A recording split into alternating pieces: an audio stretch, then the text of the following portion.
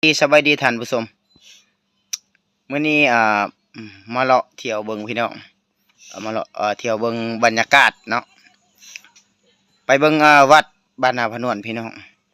ว่ามันก็สร้างฮอดจุดใดแล้วพี่น้องเขากำลังสร้างพี่น้องสร้างประตูมันประตูโค้งพี่น้องไปเบิ่งกันเลยนี่พี่น้องเขาเจ้าสร้างเรียบร้อยแล้วพี่น้องประตูโค้งเขาวัดบ้านนาพะนวนสร้างกำลังสร้างใหม่ๆพี่น้องถือว่าสำเร็จแล้วนี่งามเติบอยู่พี่น้องประตูเขานี่ประตูโค้งนี่ใหญ่เติบเลยพี่น้องโอ้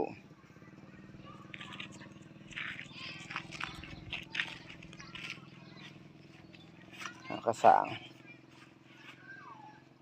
ก็แล้วเมื่อวานเมื่อซื่นพี่น้อง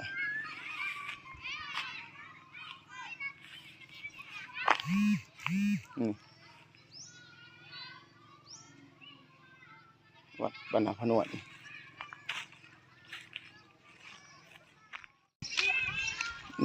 พี่น้องวัดก็ใหญ่เติบอยู่พี่น้องพูดเห็นบ่ประตูโค้งกำลังแล้วไม่พี่น้องสดๆแล้วก็แล้วเมื่อวานเมื่อซื่นวัดบ้านนาพะนวนพี่น้องติดป่านเวลาเฮา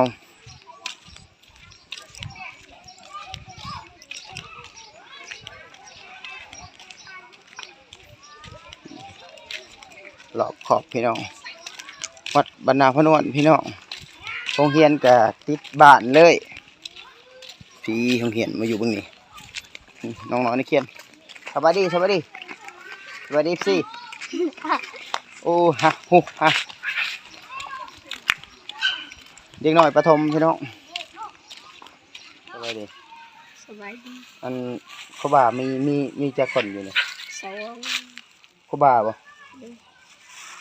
แบบจั่วมีจักคนสี่รวมทั้งหมดจักคนหกขอบใจเ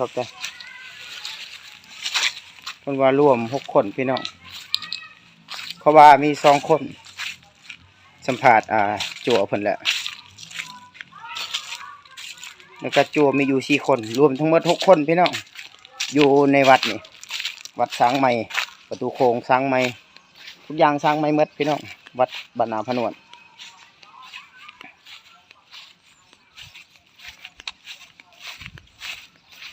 บ้านนาพะนวนพี่น้องวัดก็ถือว่าใหญ่เติบได้พี่น้อง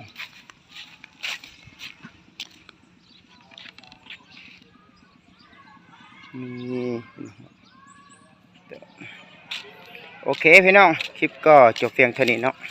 ฝากติดตามตอนต่อไป